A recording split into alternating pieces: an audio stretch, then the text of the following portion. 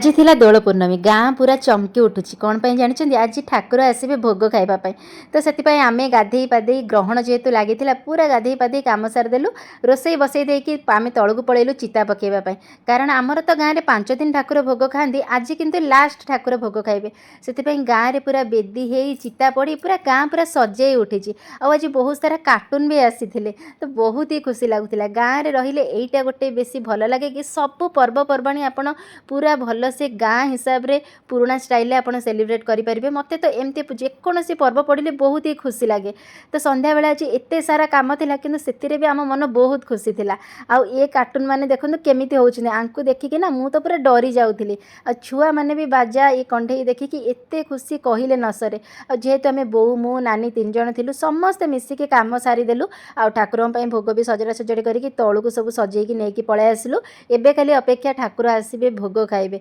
वर्षक थरे सब पर्वपर्वाणी आसे से जदि आम खुशी ना से खुशी मुहूर्त को एंजॉय न करवा आ केतबेले करवा यही टाइम रे ठाकुर भी आसती गाँ सारा बुलती होली खेलती एत खुशी लगे सब गाँ मानक मेलन दोल आसे तो बहुत ही बढ़िया लगे तो यही भितर भी आम आसिकी बहुत ही मिस करुचु कारण सी थे आहरी एंजॉय करते आठी देखो गुनु चुनु धनु सब केते मजा मस्ती करुँच